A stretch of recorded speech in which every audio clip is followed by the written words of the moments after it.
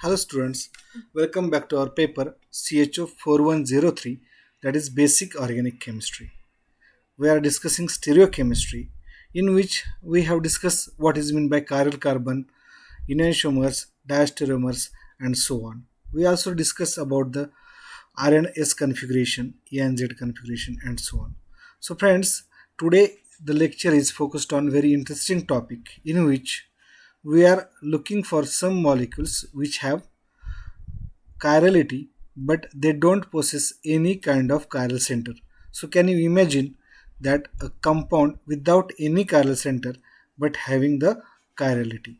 So this is possible when the molecule contains axial chiral axis or axial chirality. So these compounds doesn't possess any kind of stereogenic center but have an axis about which a set of substrate is held in such a way that their mirror images are not superimposable. So this phenomena is observed in biphenyls, allenes, and other so many compounds. So this is a chiral axis along which these four substrates are held in such a way that its mirror image is not superimposable on each other. So let's see what are the allenes. Allenes are the compound with two or more double bonds which are side by side to each other as shown in the figure. Such bonds are called as cumulative double bonds or cumulated double bonds, and these molecules are called as cumulins. So allenes are the simplest cumulins as you can see here in the figure. So as you can see here, the molecule allene have two double bonds and the middle carbon is sp hybridized, whereas the side carbons or we can say terminal carbons are sp2 hybridized. This is how these two double bonds becomes perpendicular to each other, and the R1 and R2 now on the top and bottom, whereas R3 and R4 on the front and back side of the chiral axis, or I will say simple axis as shown here. So you can see here, this is the chiral axis passing through this three carbons on this chiral axis. R1 and R2 are on the top and bottom, whereas R3 is behind and R4 is at the front side.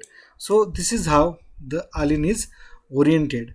Now let's see how the other molecule shows chiral axis. So besides allene, we have biphenyls which have this kind of arrangement: alkylating cycloalkanes, spirans, and adamantane. So once we finish with allenes, we will go for this type of molecules, and we will see that beside axial chirality, we have a chiral plane or helicity are the other elements which are responsible for the chirality. So let's begin with the chiral allenes. So before we go for the RNS configuration of allenes, we need to consider or we need to remember that any allene which have two different groups on this terminal carbon. Okay, we are just considering this carbon. On this carbon we have CH3 and hydrogen, whereas on another carbon, this is another terminal carbon which also have two different groups. This type of allenes are chiral allenes. You can see here this molecule contains CH2 over here, or I will say CH and then CH2. Two different groups, CH3 and B are two different groups. Then these molecules are chiral molecules. Okay, even though CH2, CH3 and CH2, CH3 present in this molecule, but they are on the different terminal carbon, so they will not affect each other, and this CH3 and C2H5 are considered as different groups, whereas this C2H5 and PH are different group in this carbon. So this kind of allenes are said to be a chiral allenes. Okay, remember that D, H, H and D, all the terminal carbon contains two different groups. That's why there is a presence of chiral axis, and these allenes are called as chiral allenes. Whereas if in case of these allenes this terminal carbon have two similar groups, hydrogen and hydrogen. So there will not be a chiral axis, but there will be a presence of symmetry element or chiral a chiral molecule. So this will divide this molecule in two different parts. So friends, achiral allenes have similar groups on the terminal carbon. They are achiral. So this is a CH2, CH2 same. So they are achiral. Again, this R group and R group is same. So we have achiral carbon. Cl and Cl on the same carbon. This is a achiral allenes. If the Cl, this Cl is on the another carbon and H is over here, then we can say this is a chiral. But now both the Cl are on the same carbon. That's why we call it is a achiral alliance, and we don't have any chiral axis. So let's see how the orientation of chiral alliance are shown. So to show the chiral alliance, we need to put it in the Fisher type projection formula, that is like in the form of cross. So there are two ways to project this chiral allenes. We can go on the any side of the allene, but we need to remember that if we are on same side of the substituent, this substituent are shown as a thick line. Okay, this substituent are shown as a thick line. Now observer is standing on the side of this A and B, which are on the back and forth. I will simply say the A is on the right hand side of the observer, so we will write down A over here, and B is on the left side of the observer, so we will write down B over here. Whereas observer can see that B another on the far carbon, B is on the top and A is on the bottom. So this is how we are going to represent our molecule. Now beside A and B there is a confusion, so we'll take one molecule, that is a penta 2,3-diene. So if observer is on the right hand side of the molecule, so on the side of this CH3 and H, observer will find that the H is on the left side and CH3 on the right side. As observer is on this side, we will make this line a thick line, whereas observer will find that H is on the top for the far carbon and CH3 at the bottom of the far carbon. So we will represent the molecule like this. Observer is on this side, so the horizontal line is thick line, because they are front and behind ligands or groups. So it doesn't matter whether observer is on the right side or the left side. The configuration of molecule will not change, but the representation will definitely change. Let's see how the molecule will look like from the left hand side. So observe, if observer is on the left hand side, that is observer over here, then what he will see, B and A is a nearer group, so they are shown by the thick line. So B is on the top, A is on the bottom. Whereas on the rare carbon also similarly, he will see that on the right side, there is a B, on the left side there is a A. So A and B are drawn like this. But friends, this matters when we are go for the assigning RNS configuration, because if we want to assign RNS configuration, then the nearer groups have given higher priority than the far groups. That means if we have nearer group A and B, then they are given first and second priority, and after that the far groups will be given as a third and fourth priority. Okay, so observer is standing on the side which is important for assigning RNS configuration. So friends, we are using CIP nomenclature rule or CIP rule, sequence rule, for assigning priority, but we need to give first and second priority to the nearer group and third and fourth priority to the far groups. So let's see how it is done. So if we have this molecule, okay, we have this molecule. So what are the steps for the assigning RNS configuration for allene? We have little bit different rules because we are looking for the allenes without any chiral center. So rules are a bit changed. One important rule is added over here, that is the nearer group, that is OH and CH3, which are near to this observer.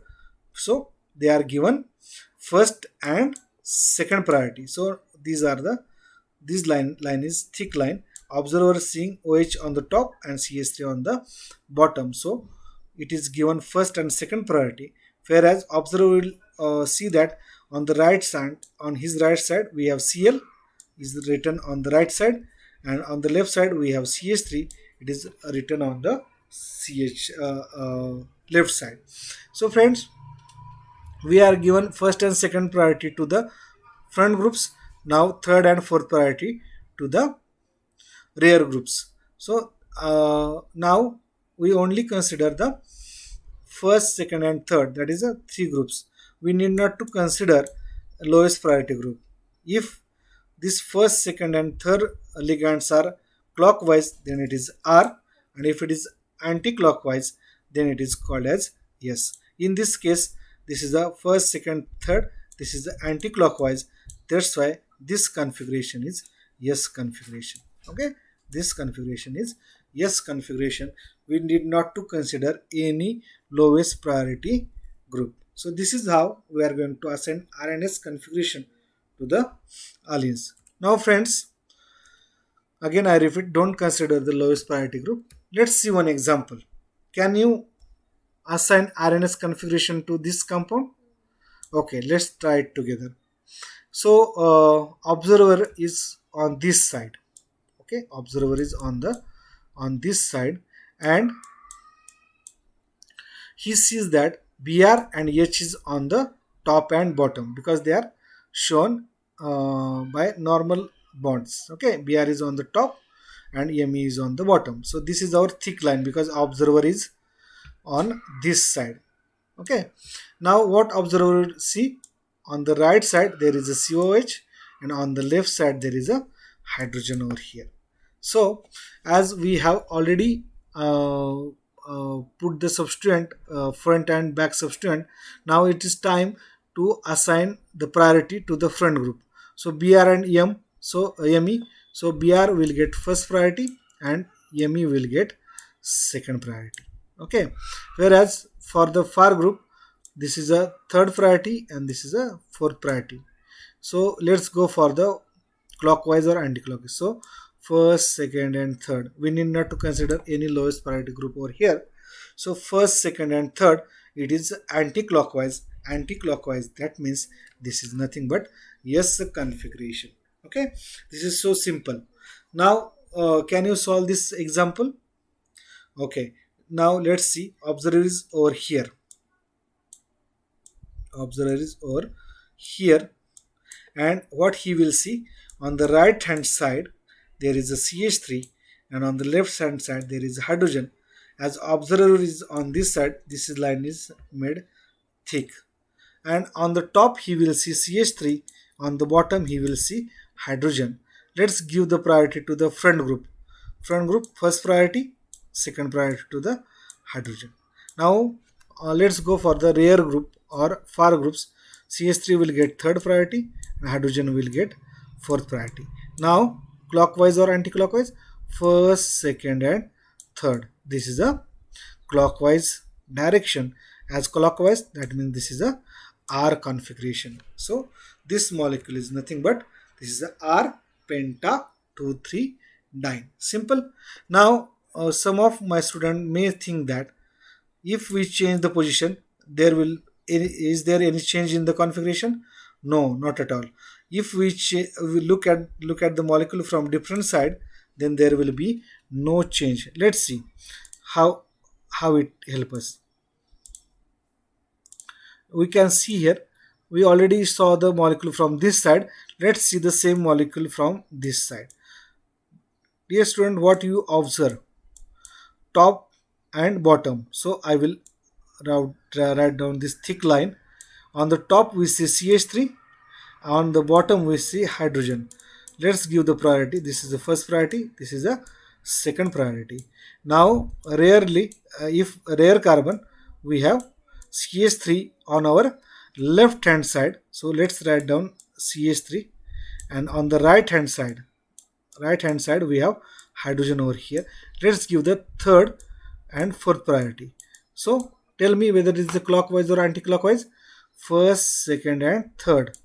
So this is again clockwise. Of course, the molecule is R. Whether you can observe it from right hand side or left hand side, configuration will remain same. So don't be confused in this case. So let's go for some examples, and then we will have practice problem. So I will take this example over here. I will write it down like here, like this. Okay, I will be over here. So on my right side there is a C2H5, on my left side there is a hydrogen, on the top again C2H5, again on the top C2H5, and on the bottom there is a hydrogen. So friends, we are observing the molecule from this side. So let's give the first and second priority to the near group or front groups, and third and fourth priority to the far groups or rare groups. So this is the first, second and third. So this is nothing but simply clockwise. So this molecule is R. How about this molecule? Let's go for this second molecule. I just erase the first molecule, or I will just keep it and I write down over here. No, second molecule over here. Second molecule. Oh, we will see the molecule from this side. Okay, we will see the molecule from this side. So on the right side we see hydrogen, on the left side we see CH3. Okay, so this is our thick line. Let's give the priority first and second. On the top there is a CH3 again, and on the bottom there is a Br. So Br will be third priority, and the CH3 will be the fourth priority. Okay, so front group always be assigned first and second priority. So don't confuse between CH3 and Br. So front groups should be first and second priority. Rear groups should be third and fourth priority according to CIP rule. So let's see whether it is a clockwise or anti-clockwise. So first, second and third, this is nothing but clockwise direction. So clockwise means R configuration. So this is also R configuration. So you now here there are three double bonds. As you can see, as we go for third double bond, this possesses a element of symmetry. So this is a achiral molecule. The molecules which contains three double bonds, or I will say yes, three double bonds, they are achiral molecules. Now let's see this one. This molecule, the terminal carbon containing same group, so this is also achiral molecules. Okay, these two are achiral molecule. The first two are R. So this is a this example we will not consider. So this is for your homework. So student, please solve this example. In the next lecture we will solve many more examples like this. So I have these four examples also for you guys. Solve this four example and the previous one, the fifth example. So five example for your practice or for homework. Solve this example. In the next lecture we will consider the biphenyls pyran and another compound which contains a chiral element of or chirality without any chiral center. So for the today's lecture we will stop here. If you guys have any problem, let me know. Thank you.